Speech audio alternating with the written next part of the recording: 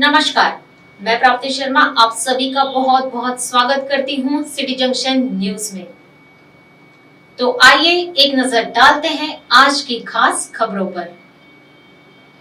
Gopal super बाजार रखता है आपकी सुरक्षा का ख्याल। अब आपका किराना सामान आपको घर बैठे मिल जाएगा, बस आपके सामानों की लिस्ट व्हाट्सएप करें। प्रायोजक है निधि सेल्स कॉर्पोरेशन। मन चाहे फर्नीचर का यही है सही सिलेक्शन, घर ऑफिस को दिलाए सही perfection. Nidhi sales corporation, MIDC phase number 2, खदान मंदिर के पास, राहुल नगर, अकोला। सह प्रायोजक है टाफरे स्किन क्लिनिक। त्वचा संबंधी सभी बीमारियों का एक ही टॉनिक। अपनी स्किन को दीजिए आज ही हेल्थ का टॉनिक। आज ही आइए टाफरे skin clinic, Padia complex, tower चौक, अकोला। सह प्रायोजक है पेशवा फैमिली रेस्टोरेंट, गीतानगर। जहां हर निवाले पर मुंह से निकले वाह, वही है पेशवा। जी हाँ, Peshwa family restaurant, Geeta Nagar, Akola.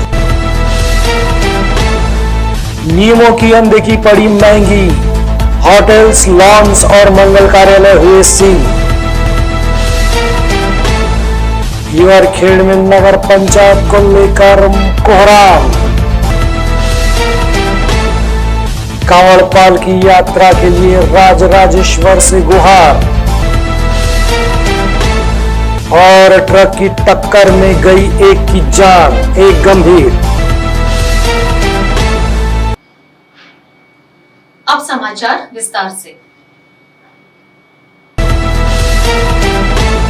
Hotels, मंगल कार्यालय, सभागृहों और लॉन्स के लिए सरकार के कुछ दिशा निर्देश, कुछ कानून, कुछ नियम होते हैं। इसकी अनदेखी करने वालों के खिलाफ सख्त कार्रवाई की जाती है। इसी के तहत सूत्रों से मिली जानकारी के अनुसार आज मनपा प्रशासन द्वारा शहर के 5 प्रतिष्ठित मंगल कार्यालय, सभागृह, होटल को सील लगाने की कार्रवाई की गई। इसमें अभिरुचि गार्डन, वीर सावरकर सभागृह, होटल शगुन, रत्नम लॉन्स और उत्सव मंगल कार्यालय का समावेश होने की जानकारी प्राप्त हुई है।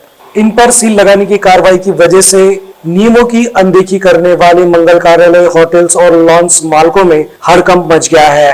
सूत्रों की माने तो आने वाले दिनों में और भी इस तरह के होटल, लॉन्स और सभागृहों पर इसी तरह की सील लगाने की कार्रवाई की जा सकती है। कहा जा रहा है कि नियमों का पालन न करना, प्रशासन द्वारा जारी दिशा निर्देशों की अवहेलना करना, इसके अलावा अन्य कई कारणों की वजह से ये सील लगाने की कार्रवाई की गई है। आज हिवरखेड़ की ग्राम पंचायत में स्वर्गीय संपतराव भोपले सभागृह में ग्राम सभा का आयोजन किया गया था, जिसमें जमकर हंगामा हुआ। अकोला की सबसे बड़ी ग्राम पंचायत हिवरखेड़ में स्थापित है। बावजूद इसके हिवरखेड़ रुपराव सालों से विकास से कोसों दूर है, जिसको लेकर पिछले 22 वर्षों से लगातार सामाजिक संगठनें, नागरिकों ने जो गांव का विकास चाहते हैं, उन्होंने अथक प्रयास किया कि ये नगर पंचायत में परावर्तित हो जाए और यहाँ पर विकास कार्य शुरू हो जाए। यही मुद्दा ग्राम सभा में गूंजता रहा और गर्मा गया, जिसकी वजह से अच्छा खासा हंगामा हो गया और 2 गुट तैयार हो गए। एक जो चाहते थे कि गांव का विकास हो और नगर पंचायत बने, एक जो नहीं चाहते थे कि ग्राम पंचायत की जगह नगर पंचायत बने, भले ही गांव में एक की बजाय 2 ग्राम पंचायत हो जाए। इस तरह का प्रस्ताव भी रखा गया, जिसे कई लोगों ने मान्य नहीं किया।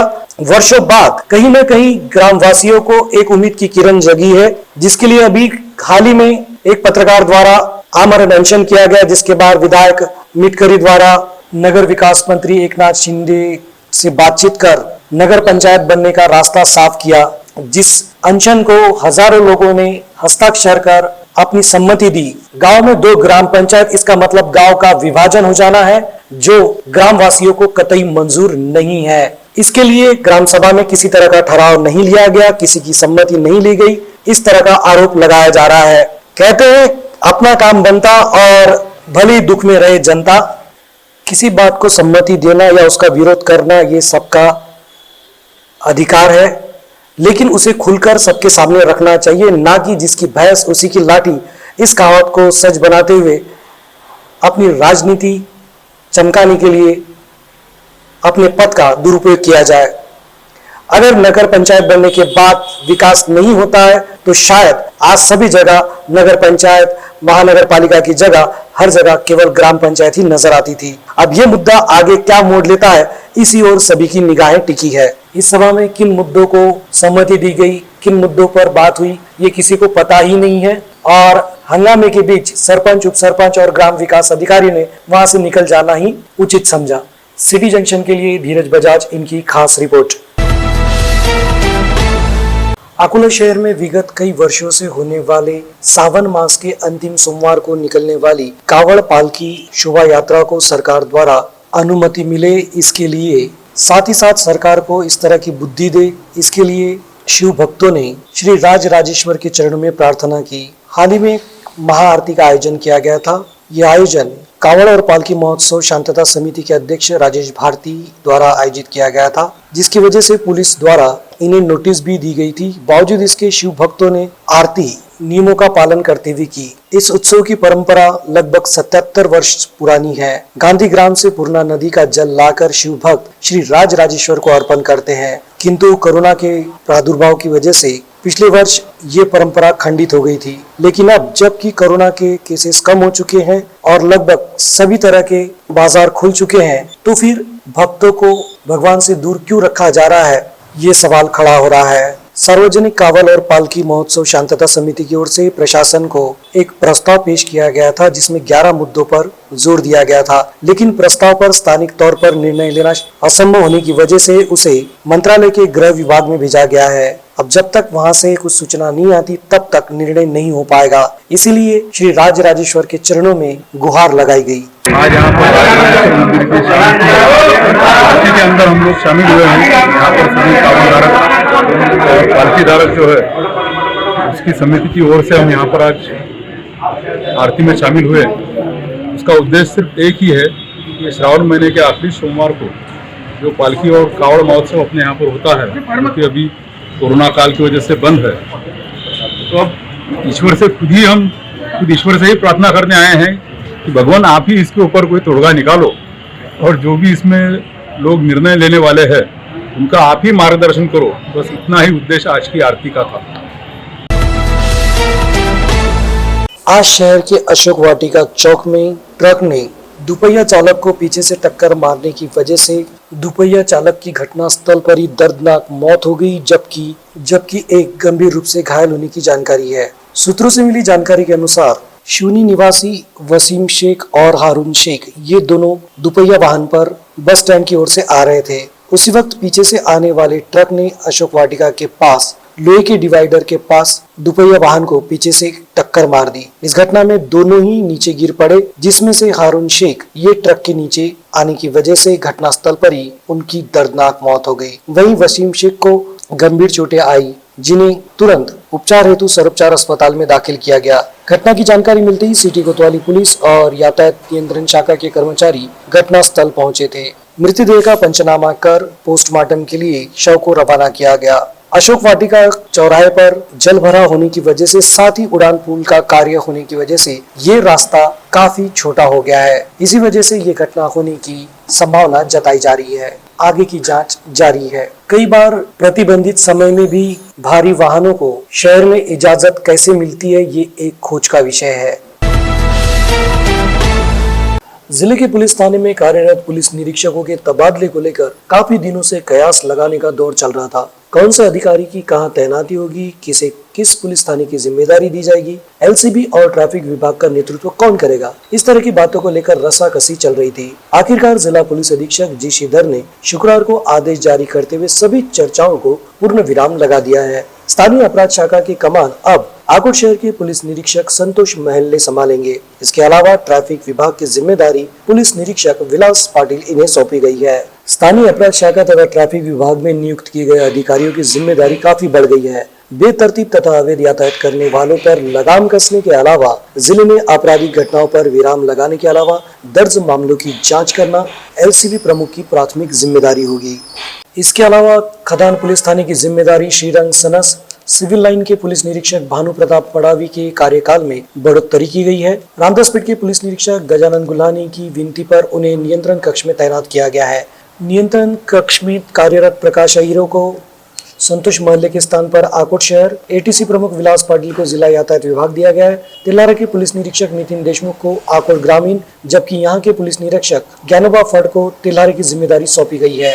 वहीं महिला पुलिस निरीक्षक उज्ज्वला देवकर को साइबर पुलिस थाने का प्रभार सौंपा गया है। सहायक पुलिस निरीक्षक संजय गवई को रामदासपेट, शेख रहीम गफ्फार को मूर्तिजापुर ग्रामीण से पुराना शहर, ज्योति विल्लेकर को कार्यकाल में बढ़ोतरी करते हुए एपीआई सुरेंद्र राउत को दहियांडा पुलिस का प्रभार सौंपा गया है। कहा जाता है कि आकोट से जो भी आता है एलसीबी का पदभार उन्हें ही दिया जाता है। एक दो को छोड़ दिया जाए तो बाकी का रिकॉर्ड लगभग यही बताता है। जिनके तबादले हुए उन्हें भावभीनी विदाई दी गई, वहीं जहां नियुक्ति हुई वहां पर उनका उत्साह के साथ स्वागत किया गया।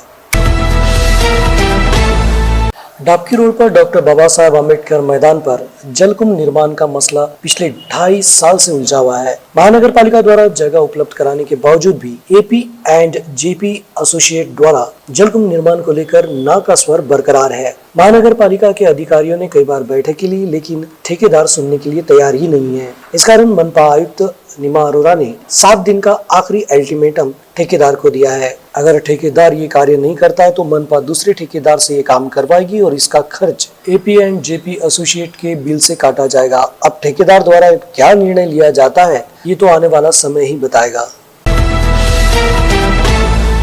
वाडेगांव पुलिस थाना अंतर्गत रात में पेट्रोलिंग करते समय 7 चोरों को मोटर बाइक के साथ पकड़ा गया, जिनके खिलाफ विभिन्न धाराओं के तहत अपराध दर्ज किया गया है। इनके पास से एक पिकअप वैन, एक छोटा हाथी, 4 व्हीलर गाड़ी, 2 मोटरसाइकिल के साथ इन्हें गिरफ्तार किया गया। बालापुर के थानेदार अवाड़े, पीएसआई मनोज वासाड़ी, इनके मार्गदर्शन में पुलिस कर्मचारी रविंद्र अहिरकर, पवार, गावंजे, सूर्यवंशी, इन्होंने चोरों को पकड़ा। और भी कई चोरियों की घटना उजागर होने की उम्मीद है। आगे की जांच जारी है। सिटी जंक्शन के लिए शेख चांद, इनकी खास रिपोर्ट।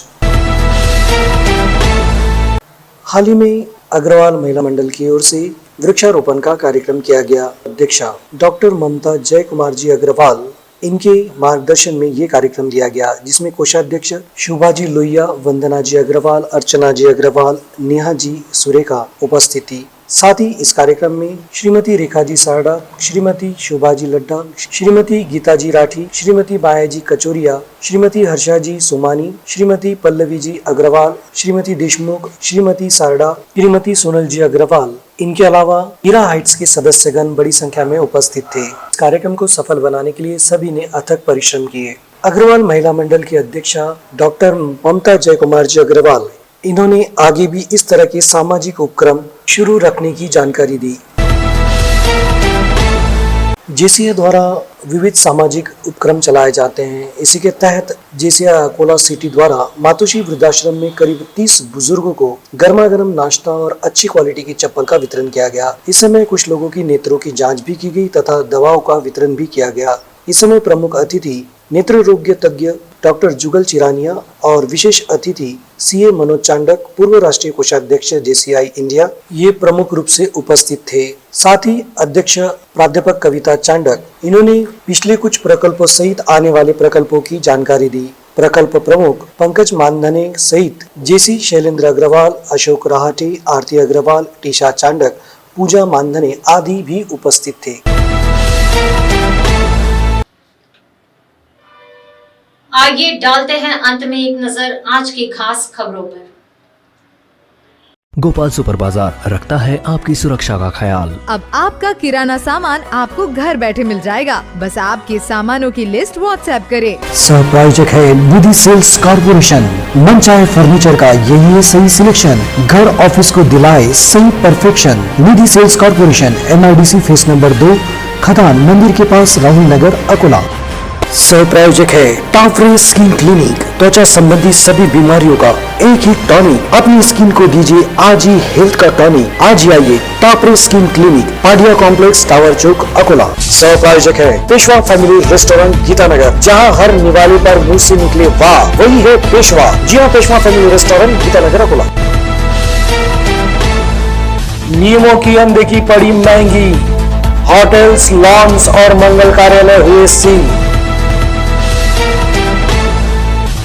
खेड़ में नगर पंचायत को लेकर कोहराम। कांवड़ पाल की यात्रा के लिए राजराजेश्वर से गुहार। और ट्रक की टक्कर में गई एक की जान, एक गंभीर।